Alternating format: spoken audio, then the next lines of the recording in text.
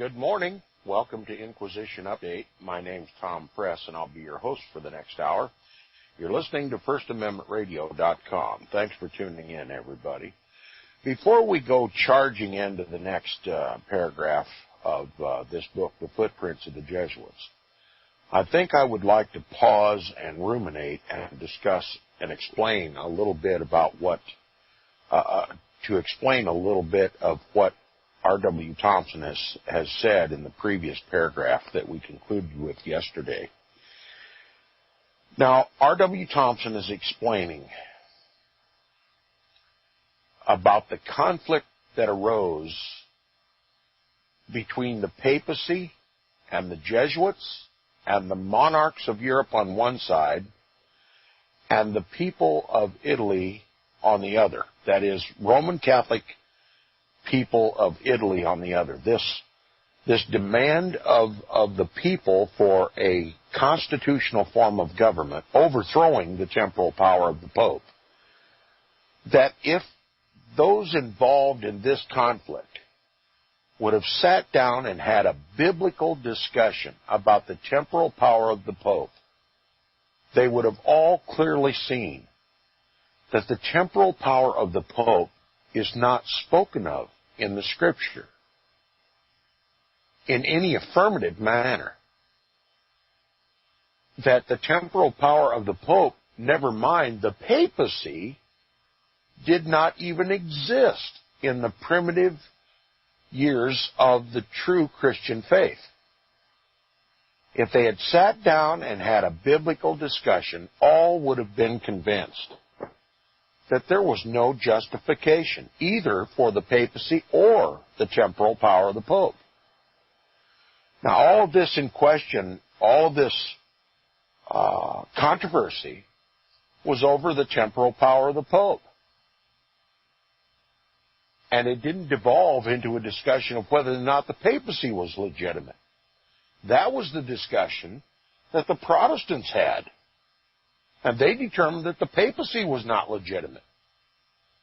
They recognized the papacy and the monarchs over which he ruled during the Dark Ages was described in the pictorial description in Revelation chapter 17 as the woman representing the Roman Catholic Church, or the whore representing the Roman Catholic Church, and the beast upon which she rides as the governments serving the papacy, the woman and the beast. If they had had that discussion, the Italian people would not have only overthrown the temporal power of the Pope, they would have overthrown the papacy entirely, and they would have left the Roman Catholic Church. They would have become Protestant. And the great error of these Italians is that they did not recognize in the Scripture their church being described as a whore. And the monarchical system that was upheld by the papacy and the Jesuits and the Holy Alliance altogether was described as the beast. R.W. Thompson says a calm discussion between them, that is, these combatants, as to what it, that is, the Christian faith, had or had not taught with regard to the temporal power, would have made it clear that it did not involve any essential article of the Christian creed. The temporal power of the Pope is not a Christian entity. That's obvious from the Scripture.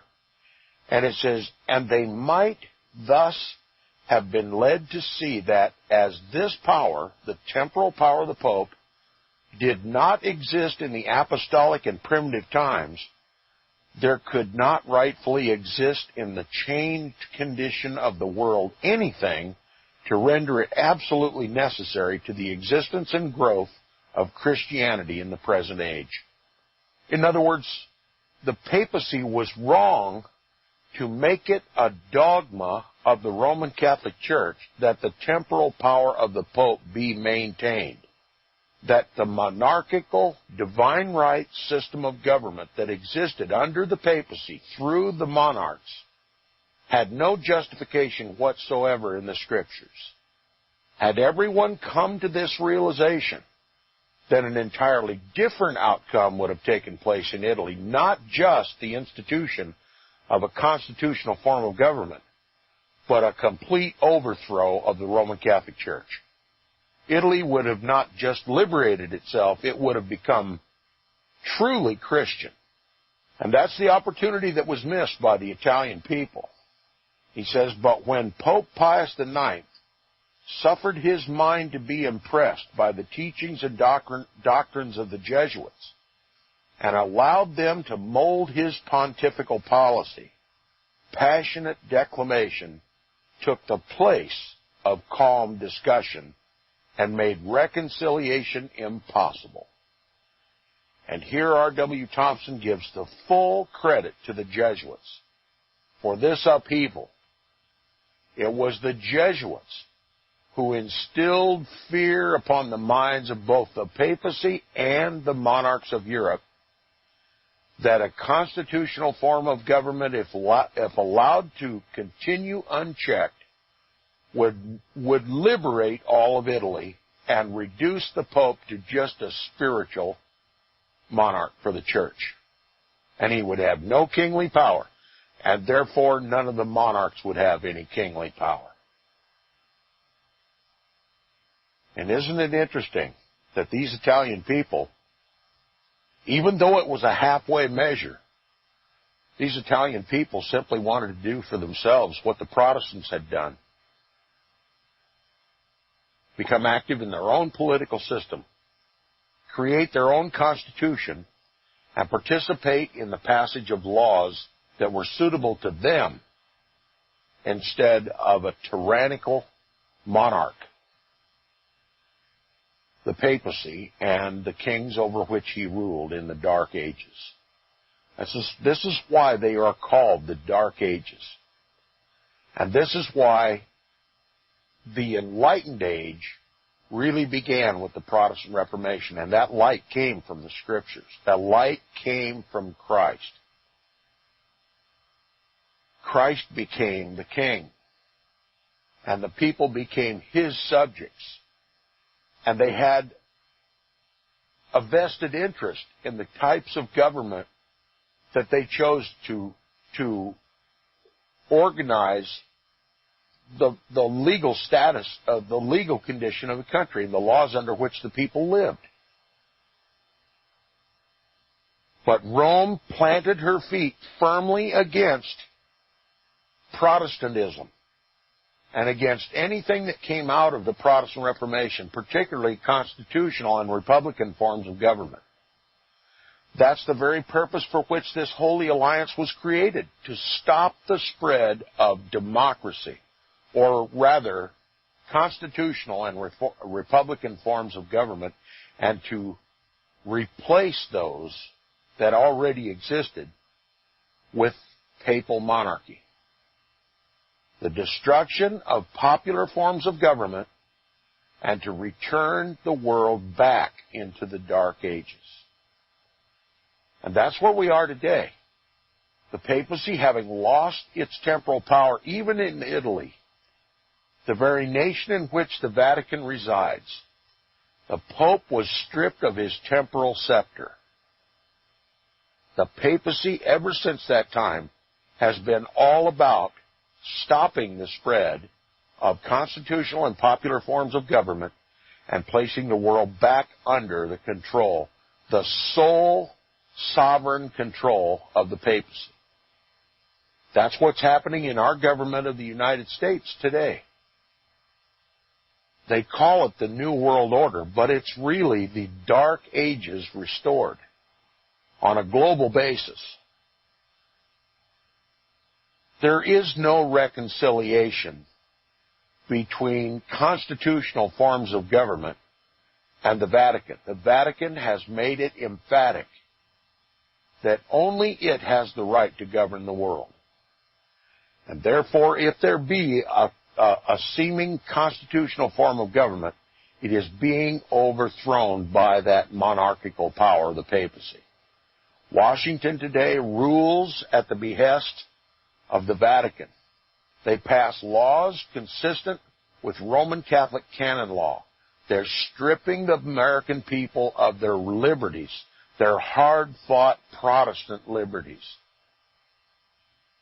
And you can't understand what's happening in Washington today unless you understand the role of the Jesuits, the role that the Jesuits played in this controversy in Italy, and the role that the Jesuits play in Washington, D.C. today. Now, remind you, these Italians kicked the Jesuits out of their country, just as did Roman Catholic France, Roman Catholic Spain, Roman Catholic Portugal, because they insisted that the Pope ruled supreme, and the Catholics of those countries insisted that he not rule supreme. And the only answer for any of those countries was to kick the Jesuits out of their country. Now, the United States has never even lifted a finger against the Jesuits. Their history is blotted out. Unless you know where to look, you can't find information about the Jesuits, except for the Internet and certain select libraries and titles of books that every one of my listeners need to be writing down and looking for in used bookstores and on eBay. eBay is where I get most of my books. I just type in the search engine a particular title or the name of an author, and I wait for one of these rare books to show up. And many times, the possessor of that book, the seller of that book, doesn't even know its value. And they can be bought for pennies on the dollar.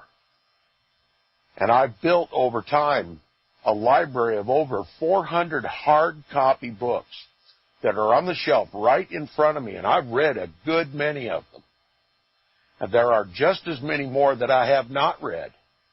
And that doesn't include all the books that I've downloaded off the Internet and I have in digital form. There's much available if you know where to go to get information about the Jesuits. And when you read these books, you come to realize the United States is in a desperate situation because its American people have never heard the word Jesuit before. They don't know a thing about their history. Our history books are completely stripped of any mention of them, except in glowing favor of them. And they traipse up and down the halls of the most powerful institutions in our government, and no one lifts a finger against them. And they've co-opted our government and our military and our tax dollars and are using this nation as a papal proxy warrior to conquer the rest of the world for this new world order monarch that can be none other than the papacy. R.W. Thompson said, after all of his research, there's no foreign power that could ever overthrow this country physically. The only potential threat to the continuation of our liberated constitutional government is a domestic foe, one within the country. And he said that is none other than the Roman Catholic Church and the Jesuits. And this is what you remember George H.W. Bush's State of the Nation address? He talked about the New World Order. George H.W. Bush was talking about the Vatican Jesuit-led New World Order, where the world would eventually be governed by the volition of a single man, and that man is the papacy. And today we have a Jesuit priest, of all things, for the first time in history, a Jesuit, a card-carrying, oath-swearing Jesuit, is sitting in the papal chair. This is part of the New World Order plan. Remember, it was the Jesuits who orchestrated the Holy Alliance. It was the Jesuits who fomented this contention between the Roman Catholic monarchy and the people of Italy, the Roman Catholic people of Italy. The Jesuits were the ones who fomented all the controversy in France and Spain and Portugal and all the other Roman Catholic nations. And they're still doing it today. And they're doing it in plain sight, and the American people don't recognize what it is or what significance it has.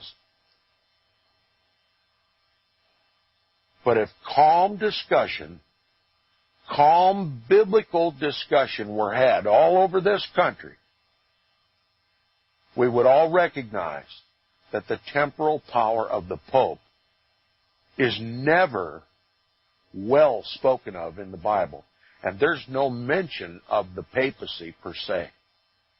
It does not exist in the Bible, except in the form of the man of sin, the son of perdition, the Antichrist. And the question literally must be asked and answered.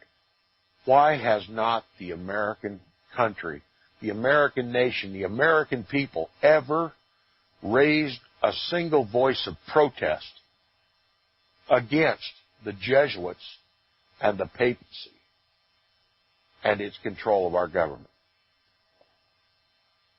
Why have they written out all history of the Jesuits from our history books?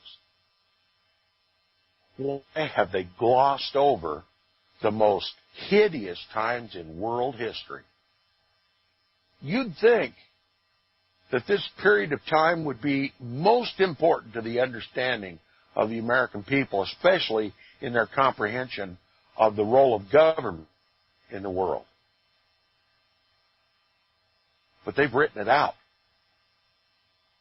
And there's a reason. Because it lies at the core of the new world order that they hope to build. It is the heart of the new world order. And they must at all costs protect the image of the papacy and keep secret the role that the Jesuits play in elevating the papacy to a global monarch. Now we'll continue where we left off yesterday. R.W. Thompson says, and now, when those most devoted to the Roman Catholic Church look back upon this conflict and realize upon what a multitude of their Christian brethren the papal anathemas are still resting, because of their refusal to assent to a dogma of the Roman Catholic faith which strikes at the foundation, the very foundation of free and constitutional government, they cannot fail to observe that whilst the blow has fallen heavily upon the Roman Catholic Church, the Jesuits alone have achieved a triumph. They laid the foundation of this triumph by extorting from Pope Pius IX, at a time when his unsuspicious nature was easily imposed upon, his celebrated encyclical and syllabus of error, whereby he declared that freedom of speech, freedom of conscience, and freedom of the press were errors which the Roman Catholic Church could not tolerate. That the Roman Catholic Church must be the sole judge of its own jurisdiction and possess the power of coercion, possess the power of coercing obedience within the circle it shall assign to itself, and that it never can become reconciled to or agree with the, quote, progress, liberalism, and civilization, unquote, of the present age. And what is the present age? The Enlightened Age, the Protestant age, the Bible age. The papacy will never become reconciled to or agree with the, quote, progress, liberalism, and civilization, in other words, the Protestantism of the present age. By this he placed a barrier between, by this meaning the encyclical and syllabus of error of 1864. And by the way, if you're one of my listeners and you've not yet read that encyclical and the syllabus of error, I implore you to do so, to get a full picture and character of the papacy in your mind, to know what it represents in the world. He says, by the syllabus of error, he placed a barrier between the papacy and all the leading modern nations. And who were the leading modern nations? The Protestant nations, the United States of America. It says, by this, the encyclical and syllabus of error, he placed a barrier between the papacy and all the leading modern nations, which the Jesuits are striving hard to overleap or to destroy. And this is embodied even in their oath. And at this time, it would be appropriate for me to stop right now and once again read the Jesuit oath. In that oath, they swear to destroy Protestantism from off of the face of the earth. And every tenet of belief that influenced the world, that is, popular forms of government, constitutional and republican forms of government, to destroy them all, which the Jesuits are striving hard to overleap but cannot, but which can only be broken down by that Christian charity which ennobles the nature of its possessor and teaches that God has implanted it in the hearts of mankind a spirit of brotherhood which no creeds or dogmas or ceremonies should be permitted to extinguish. But Pope Pius IX added to his sufferings by the pretense of hardships which were not real. He was allowed to return to Rome unmolested and to take up his residence again in the Vatican. He called himself a prisoner and induced others to do so, thereby setting an example his successor has imitated. But he was not a prisoner, except that he, of his own accord, shut himself up in the castle of St. Angelo. He was, up till the close of his life, free to go wheresoever and when he pleased. There was no restraint imposed upon his actions. No indignity to his spiritual office or to his person was allowed. He could open and close the doors of the Vatican at his own pleasure and admit or exclude whomsoever he pleased. He enjoyed the utmost liberty of speech and writing. Yes, the Pope had liberty of speech and of writing, but he denied it to everyone else. This Pope, who called himself a prisoner in the Vatican, enjoyed the utmost liberty of speech and of writing, and bestowed praise or censures at discretion. But instead of enjoying the real liberty guaranteed to him by the laws of the new government, the government upon which his pontifical curse was resting, he wore his life away by useless complaining and by sending forth additional anathemas, which indicated only that his vanity was ungratified and his ambition disappointed. And I see we've already come up on the break. Time flies when you're having fun. We'll be back after these messages. You're listening to Inquisition Update on First Amendment Radio. Be right back.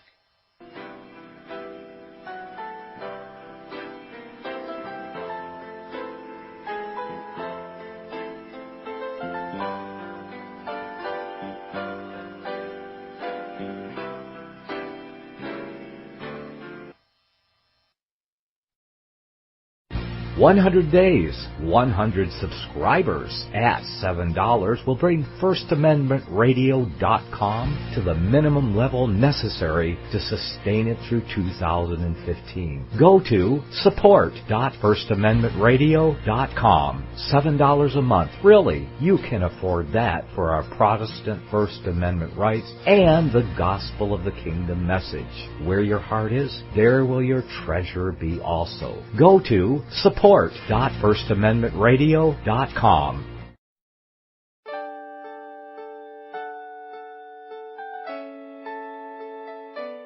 The program you are listening to is 100% sponsored by you, the listener, on this First Amendment Rights Media channel. You will notice that there are few commercials on this radio network. There's a good reason for that. Corporate advertising dollars come with strings that limit program content. So without your help, these programs cannot continue on Internet or our several affiliates. If you benefit by the educational law programs, we ask you to give. If you are admonished or nurtured by the Bible and ministry programs, we ask you to give. If some voice a cause that you are passionate about, we ask you to give. If you believe in any of these, we ask you to support them as you would a missionary on a continual basis, as if giving a tithe for missionary radio. These programs are not commercially viable and must be supported by those faithful to the cause of truth. Look for the button to sponsor your favorite programs at our listen and schedule pages on the Internet. Then, when you subscribe, we will send you the last quarterly MP3 CD of that program immediately, and continue to do so with each new quarter. We will also give you unlimited archive access to all of our programs. We're asking you to give much less than a tithe, so that you may also send support directly to a particular program host, cause, and anywhere else the Spirit may lead you. Do all to the glory of our God and Creator, for His holy nation, the only kingdom that will last forever. Thank you for listening.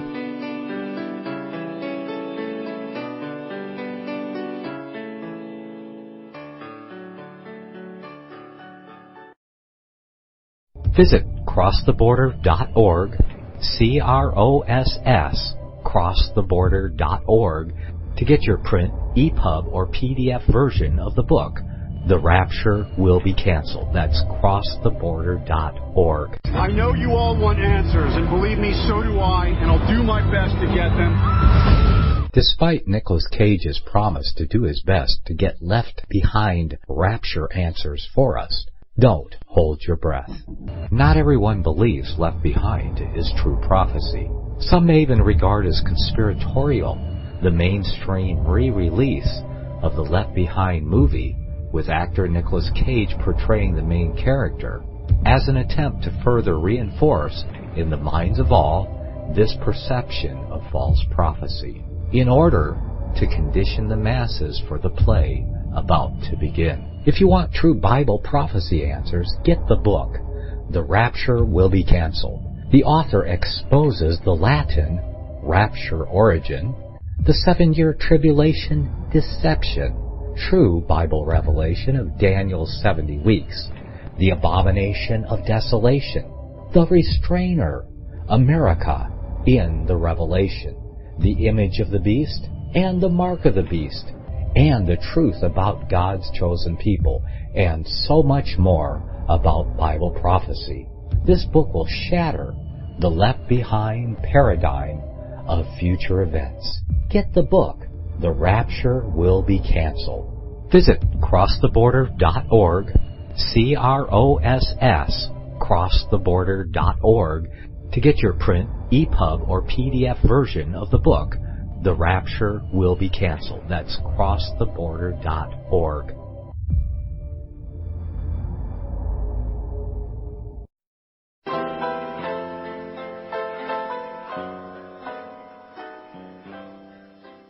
Welcome back to Inquisition Update on FirstAmendmentRadio.com. We'll conclude now with the final words of R.W. Thompson in this particular chapter. He says, speaking of Pope Pius IX, who was seething in the Vatican, calling himself a prisoner when he had perfect liberty in spiritual things. He could operate as the Pope as he saw fit. No restraints whatsoever upon his person or upon his practice. Only that he could not wield any longer the temporal power and that the people would govern themselves through their own constitutional forms of government. He seethed and sulked and pouted in the Vatican until he died, fulminating and frothing at the mouth until he died, simply because he was the first pope in history who had lost the temporal power. The temporal power upon which all of his predecessors depended to survive. All of his predecessors who held so tightly to the pseudo-Isidorian decretals and these forged documents that have convinced the world that the Pope has a divine right to be a temporal king. It was Pope Pius IX, the first Pope ever to be decreed by the Jesuits to be divine and infallible. Blasphemy of blasphemies at the First Vatican Council of 1870. This Pope lost the temporal power of the Pope. He says, Pope Pius IX died at last, not broken-hearted, for he was always a spiritual sovereign, but with the melancholy consciousness that his pontifical arm had become too feeble to bear up the temporal scepter, which many of his predecessors had grasped so tightly. It would be hard to write his life well and faithfully. It was so impulsive, varied, and feverish. His purposes were honest, his affections sincere, his generosity unbounded, his natural, kindly, and sympathetic, but he was as powerless to drive back the storm that beat upon the papacy as a seaman is to check the speed of the winds when the storm is raging.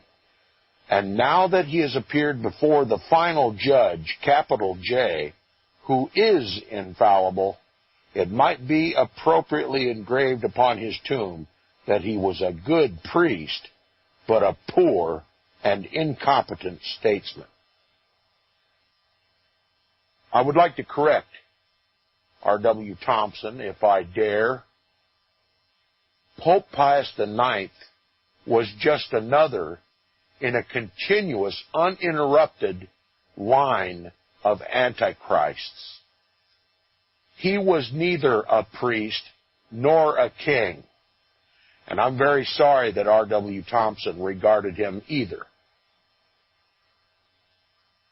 It leads me to the temptation to declare that R.W. Thompson was secretly Roman Catholic, although he opposed the Jesuits and he opposed the temporal power of the Pope.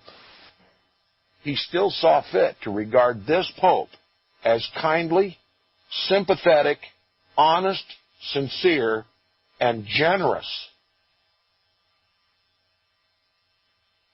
How could those words ever be used to describe the man of sin who is opposed to Christ and who dares to usurp his authority and claim for himself divine and infallible status, when Christ is very much alive and well and sitting at the right hand of the Father?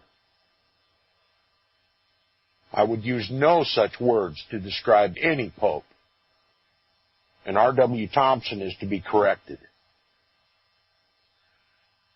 Now he continues with chapter 18. It's entitled Papal Demands. Now remember, the temporal sword of the papacy has been lost by this pope, Pope Pius IX. This infallible pope, the first one to become officially, as a matter of dogma, the Roman Catholic Church, infallible by the decree of the First Vatican Council, organized and conducted by the Jesuits.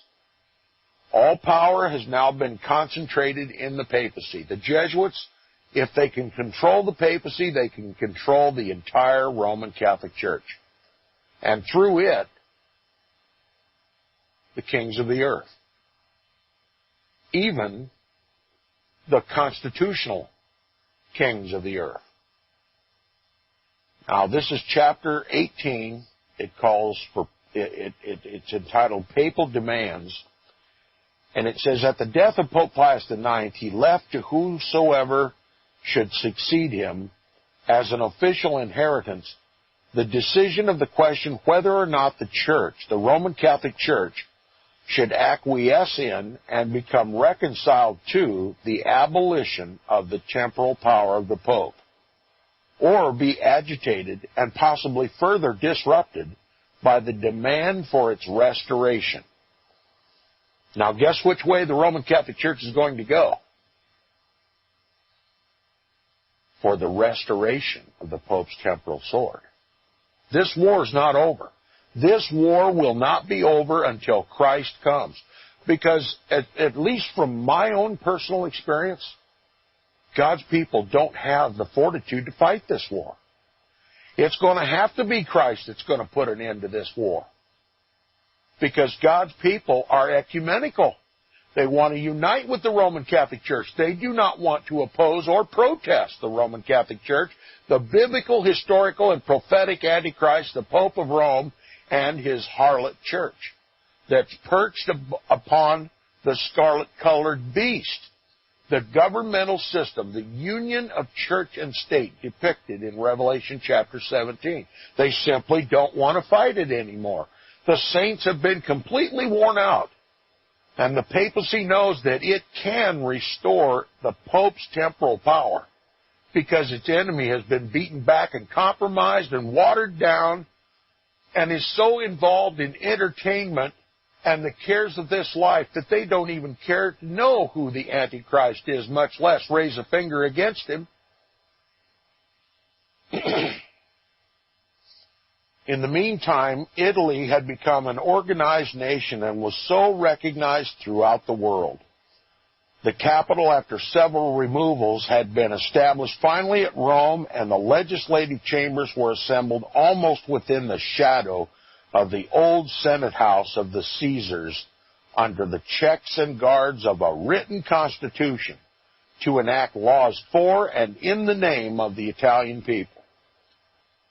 A king existed, but without absolute power, and had attained great popularity on account of his eminent fitness and recognized fidelity to the truths committed to him.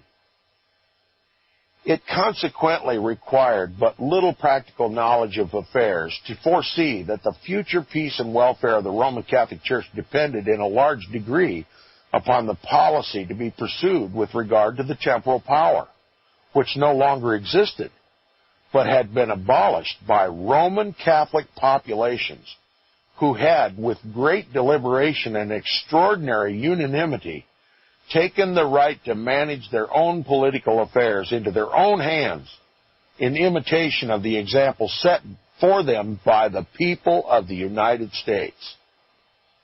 Thoughtful minds were inspired by the hope that moderate, wise, and conciliatory counsels would prevail with the new Pope, whosoever he might be.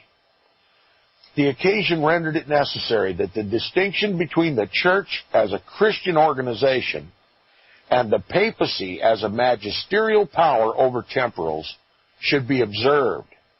That is, that the ability of the former for Christian usefulness was left unimpaired, while the latter was only designed to make the Pope an absolute monarch over the Italian people.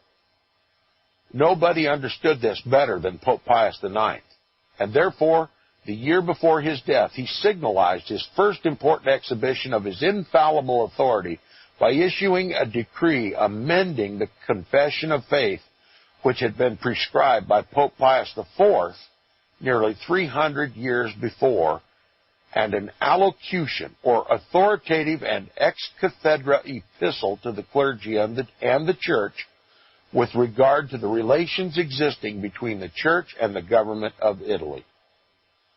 The former concerns only those whose faith is influenced by it. The latter concerns all the progressive nations, and none more so than the United States of America. Pope Pius IX made one last fulmination, and it was directed at every nation that had overthrown the temporal power of the Pope and done as it pleased and seated their own constitutional governments. And this was launched most specifically at the United States of America, because we're the ones that tipped the papal house of cards. It says, in this allocution, he accused the invaders of his quote-unquote civil principality, in other words, his temporal power, with riding roughshod over every right, human and divine, with the attempt to undermine, quote, all the institutions of the Church, unquote, and you must know that this means the Roman Catholic Church, which claims to be the only church, the church established by Jesus Christ, and it says, and characterized the act of establishing the Italian kingdom as one of, quote-unquote, sovereign iniquity and, quote, sacrilegious invasion, unquote. He complained that the ministers of religion, quote, were deprived of the right of disapproving the laws of the state, which they considered as violating those of the church, unquote, which was equivalent to asserting it to be a principle of the Roman Catholic faith that he and the clergy, his priests, should be permitted to defy any law of a state which he and they considered violative of their prerogative rights. You see, the Pope and his priests absolutely deny any authority of the civil power over their person or their practices. They're high and lifted up, sacrosanct. They cannot be touched by the civil power, and especially these civil powers who have destroyed the temporal power of the Pope. He pointed out, quote, the shameful and obscene spectacle, unquote, to be seen in Rome in the, quote, temples erected in these latter days in dissenting worship, unquote.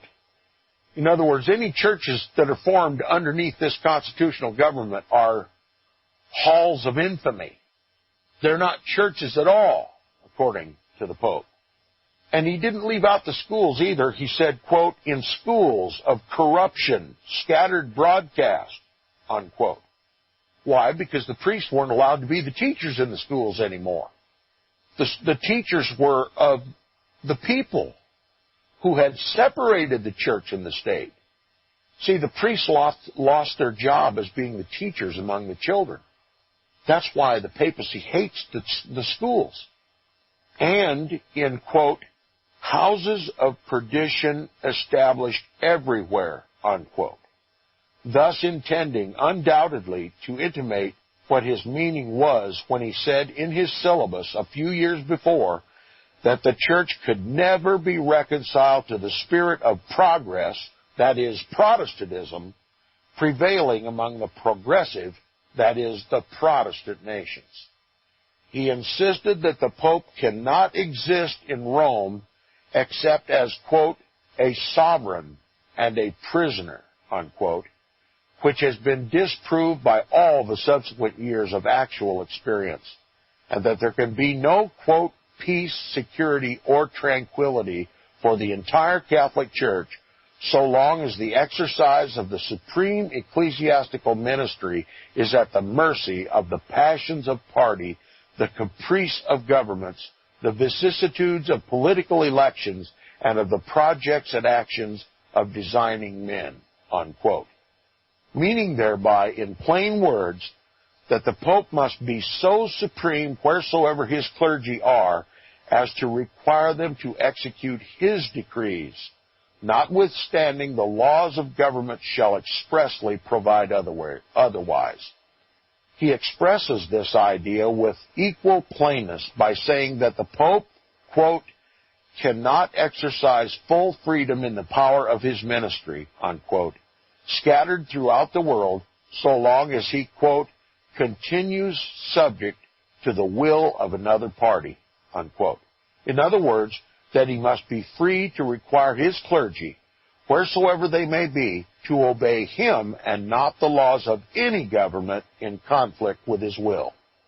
He congratulates himself that the, quote, whole Catholic people, quote, unquote, everywhere, are united with him in supporting all these propositions, and makes it known that he expects them, quote, to take in hand the cause and defense of the Roman Catholic Pontiff, unquote, that is, the restoration of the temporal power and kingship of the Pope. Now, you must understand by this language that the Pope has burdened every Roman Catholic on the planet with this allocution, that their Christian duty is to do whatever is in their power to help restore the papacy's temporal power everywhere in the world. That's the duty of every Roman Catholic. If they're good Roman Catholics, they are to do everything in their power, in whatever station of life that they exist, to restore the temporal power of the Pope. Never mind the fact that Roman Catholic nations, Italy, France, Portugal, Spain, Germany, all over the world, renounced the temporal power of the Pope. Roman Catholic people renounced the temporal power of the Pope and demanded their own forms of government. This Pope, in his delirium, charges every Roman Catholic with the responsibility, the moral and spiritual responsibility to help restore his divine right to rule the world.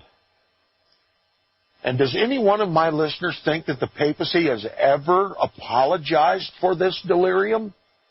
Does anyone suspect that it might not be just as important today to restore the temporal power of the Pope among Roman Catholics in our government than it was at the writing of this allocution by this most beggarly prisoner in the Vatican, Pope Pius IX?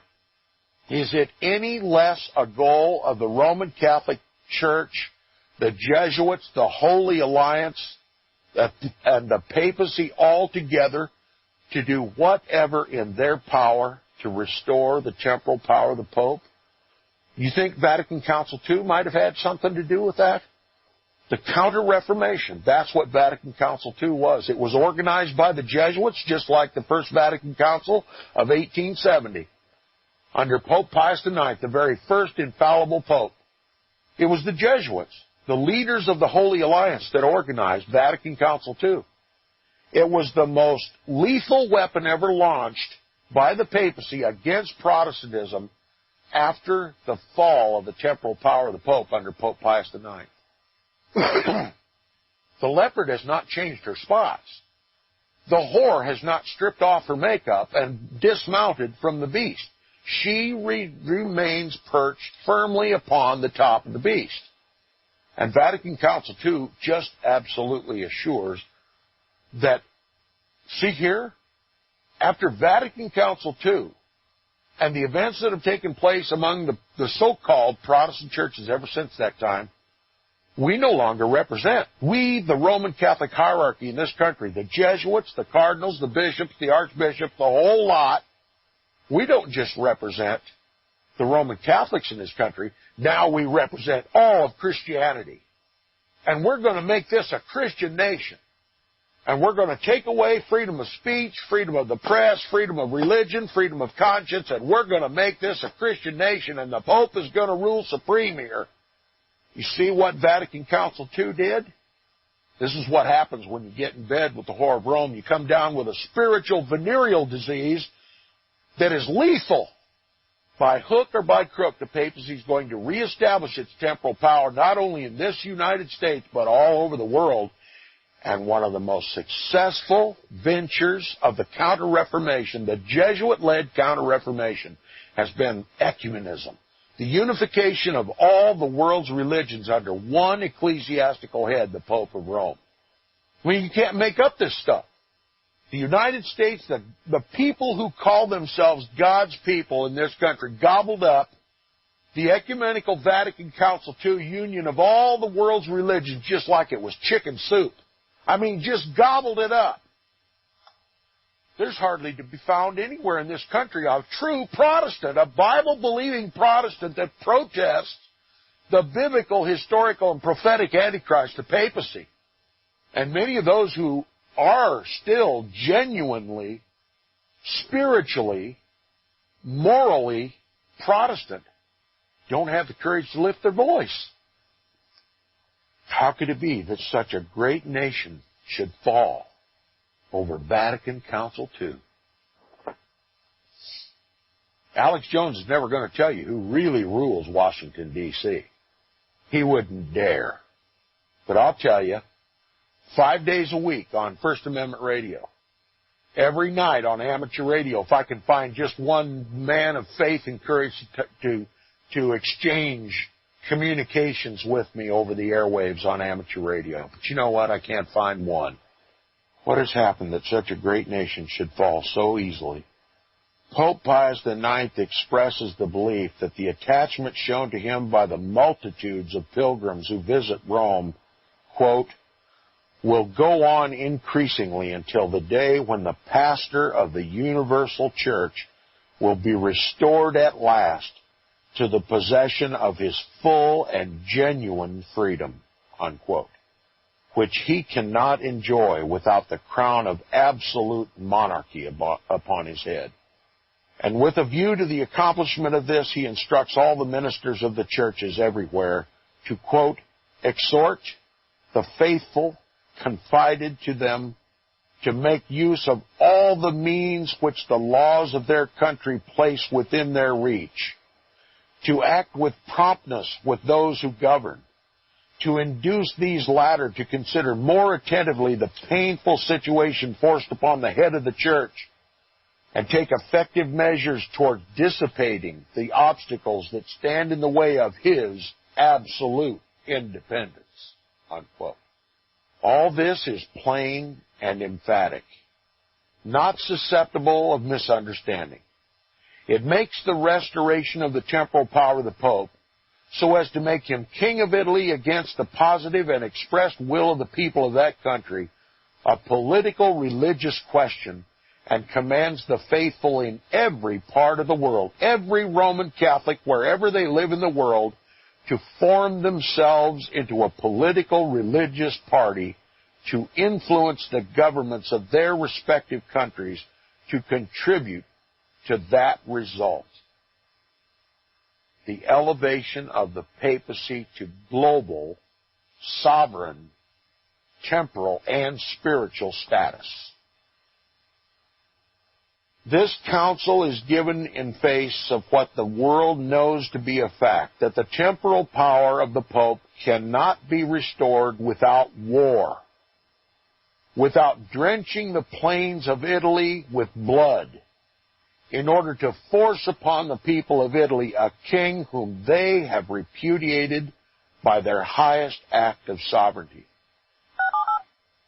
This allocution was among the first fruits of the Pope's infallibility, and makes known with distinctness the method dictated by Pope Pius IX for reconstructing the papacy. And every day of history that has transpired since that time is characterized by that word, the reconstruction of the papacy. The return of the Dark Ages. That is the New World Order. And the only thing standing in its way is the Bible and Protestantism and those who will never bend the knee to the Pope. They must be destroyed.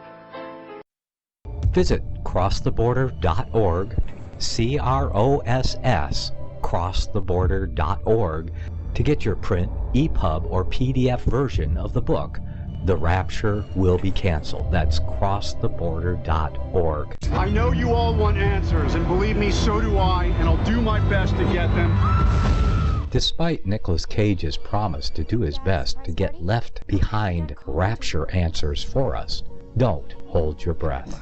Not everyone believes Left Behind is true prophecy. Some may even regard as conspiratorial the mainstream re-release of the Left Behind movie with actor Nicolas Cage portraying the main character as an attempt to further reinforce in the minds of all this perception of false prophecy in order to condition the masses for the play about to begin. If you want true Bible prophecy answers, get the book, The Rapture Will Be Canceled. The author exposes the Latin rapture origin, the 7-year tribulation deception, true Bible revelation of Daniel's 70 weeks, the abomination of desolation, the restrainer, America in the Revelation, the image of the beast and the mark of the beast, and the truth about God's chosen people, and so much more about Bible prophecy. This book will shatter the Left Behind paradigm of future events. Get the book, The Rapture Will Be Canceled. Visit crosstheborder.org, CROSS, crosstheborder.org, to get your print, EPUB, or PDF version of the book, The Rapture Will Be Canceled. That's crosstheborder.org.